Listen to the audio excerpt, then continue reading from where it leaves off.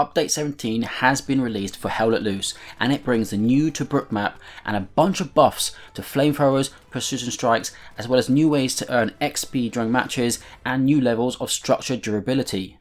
The new map is set during the second siege of Tobruk, when the town fell to German and Italian forces in June 1942. Tobruk will be playable on the following game modes: Warfare, Offensive British, Offensive German, and Control Skirmish, and it will be available in morning, day, and dusk variants. Team 17 said they wanted Tobruk to be a desert map that is different to El Alamein yet feels cohesive in nature. They wanted to give players new fighting experiences, including caves, creeks, accessible rooftops in a blend of urban and rural areas. But they also wanted the dense urban areas not to restrict vehicle and armor gameplay too much.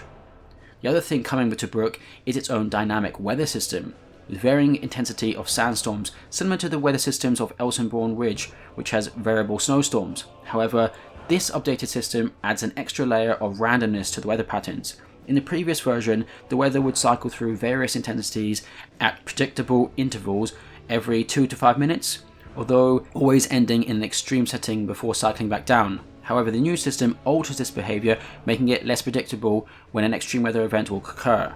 The other big news for Update 17 are flamethrower buffs. Previously, flamethrowers could only destroy garrisons, outposts, and forward positions. Now, it's also able to destroy all node types, repair stations, supply drops, commander ammo drops, ammo and explosive boxes, and finally medic boxes. Based on feedback from the community during public playtests, they've also increased the effective range from 23 meters to a 35 meter range. And flamethrowers can now suppress enemies. These are great changes to the flamethrower, which will hopefully improve its usefulness without making it super overpowered. We'll have to wait and see how good it actually is in game once players get a chance to try it out now that the update is out there. Another change coming with Update 17 is that player built structures now have varying durability levels. These are categorized as light, medium, and heavy. Upgrading structures will increase their durability. So this change will affect how various weapons interact with different structures. Bunkers are now considered tier 1 or light, second tier bunkers are medium, and third tier bunkers are heavy. Barricades level 1 are considered light, whereas barricade tier 2 and 3 are considered medium, and hedgehogs, Belgium gates, and barbed wire are all considered medium. The first change coming alongside the new structure durability levels is that precision strikes can now destroy light and medium structures, giving commanders an extra tool to break through enemy defenses, whereas previously you would have to get someone to crawl up to them with a satchel charge. Before this update, precision strikes could only destroy AT guns, anti-tank and anti-personnel mines, ammo boxes, supply boxes, medic boxes, garrisons, outposts, forward positions, nodes, repair stations, and supplies. Now, precision strikes can destroy bunkers tier 1, bunkers tier 2, barricades tier 1, tier 2 and tier 3, as well as hedgehogs, Belgium gates and barbed wire. If I understand this correctly, it seems the only things they cannot destroy are level 3 bunkers. Last but not least, the next change on Update 17's list is the new ways that you can earn XP. Team 17 have said this is the first step in promoting what they call positive play, or basically playing the game the way you should, is that you'll now be able to earn extra XP for accurate infantry marks and pings, XP for accurate vehicle marks and pings, XP for accurate markers on OPs and garrisons, XP for suppressing enemies, and XP for kill assists. These additions to the game sound pretty good to me. I can't wait to try these out. Update 17 also comes with the option of buying a desert-themed DLC cosmetic pack called the Western Desert Campaign Units. This features 6 new uniforms as well as facial hair for the Brits as a nod to the long-range desert group.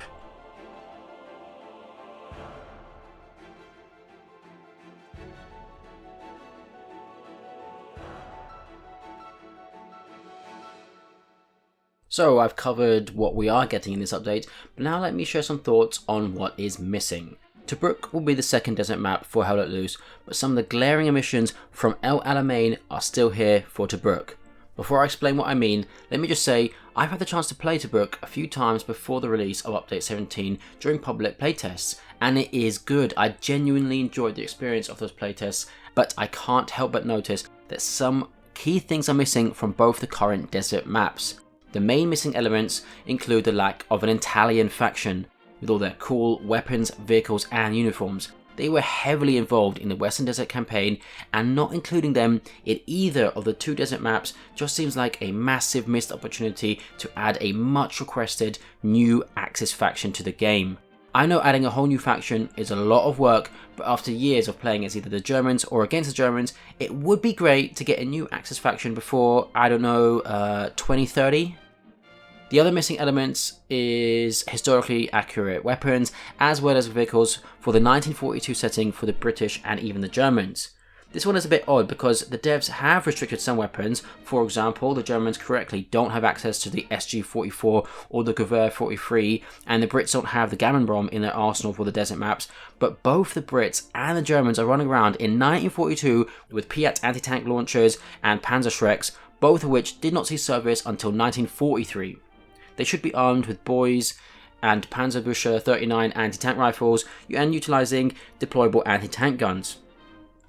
When it comes to vehicles, the British don't get the iconic M3 Grant, which was an American-designed medium tank that had 2 cannons produced for the British by the Americans. The American variant, which had a different turret design to the British specification, was known as the M3 Lee.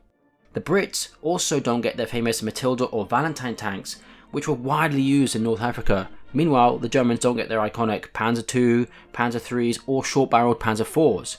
I know Team 17 ran a poll before the British rework to see which British tank should be added specifically for the North African map at that time, which was El Alamein, and the Crusader Mark III won the public vote, and the devs added it to the game with patch 14.8 along with the M3 Stuart Honey light tank. But why can't we get a commitment to eventually add all of these famous vehicles to the game? In the 2025 roadmap, the devs stated that they were going to rework the current vehicle tier system and we would get a new vehicle type. Perhaps this could open the door for the missing vehicles to be finally added to the game. Again, I know designing and implementing new vehicles, especially something like the M3 Grant, which had 2 cannons, 1 fixed hull-mounted gun and a traversable turret gun, could be tricky and takes a lot of effort. But not having a full roster of weapons and vehicles for each theatre of the war just seems like a missed opportunity for each map, each theatre to have its own gameplay experience as well as look and feel. Early, mid-war and late-war maps should play differently because of the different weaponry and vehicles which would have been available at the time. I personally think it's kind of lame if every map had more or less the same weapon and vehicle options. That is why I don't like seeing anti-tank launchers on a 1942 map like Tobruk or El Alamein. These missing elements are robbing this update and this map of the opportunity to be really epic. Yes, building a whole new map is fantastic. It takes a lot of effort and time, and I do think Team 17 have done a good job with Tobruk itself. From my experience on the playtest, it seems like a fun map, but on some level I just feel it is a bit disappointing that the Western Desert campaign isn't getting fully fleshed out. Anyway, that is just my humble opinion. What do you guys think of Update 17 and Tobruk? Let me know down in the comments.